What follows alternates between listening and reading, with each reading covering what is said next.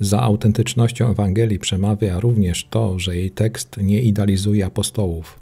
Oto fragment Ewangelii według świętego Mateusza w tłumaczeniu Biblii Paulistów. Jezus zaczął tłumaczyć uczniom, że musi iść do Jerozolimy.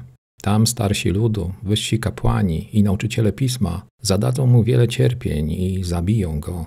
Jednak trzeciego dnia zmartwychwstanie. Wtedy Piotr wziął go na bok i stanowczo go upomniał.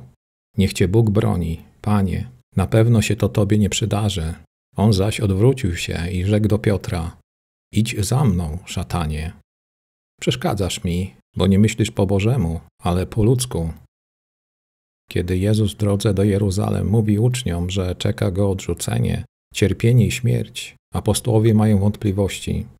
Uczniowie skupili się jednak na zapowiedzi cierpienia i śmierci. To sprawiło, że nie zrozumieli Jego słów o zmartwychwstaniu. My mamy podobnie. Skupiamy się na bólu i cierpieniu, boimy się trudnych sytuacji i tracimy z oczu Jezusowe obietnice pełni życia, otarcia łez, wynagrodzenia krzywd, zaspokojenia najgłębszych pragnień. Piotr wziął Jezusa na bok i upomniał go, że Jezus mówi o czymś, co nie jest zgodne z Piotrowym wyobrażeniem Mesjasza i Piotrowym planem na swoją rolę w Jego królestwie. Odpowiedź Jezusa zazwyczaj tłumaczono: zejdź mi z oczu, szatanie. Tłumacze pewnie obawiali się, aby słowa Jezusa nie zostały jakoś opacznie zrozumiane, gdyż dosłownie Jezus mówi do Piotra: wracaj na swoje miejsce, idź za mną, kusicielu. Nie próbuj mi narzucać swoich wyobrażeń. Historia Piotra to opowieść o słabym człowieku, pełnym lęku, mającym wątpliwości w wierze. To także opowieść, jak Jezus zmienia Piotra, umacnia go, ciągle powołuje go do swojej drogi.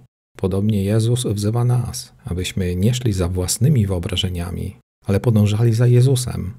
Nawet gdy jest to trudne, nawet gdy nie wszystko idzie zgodnie z naszym planem, nie jest zgodne z naszymi wyobrażeniami. Jezus chce, abyśmy trwali w zaufaniu, a przekonamy się, jak On potrafi działać. On troszczy się o nas. Ufajmy w to. Pan Jezus zawsze odpowiada miłością na nasze wątpliwości. Nie bójmy się zatem o nic.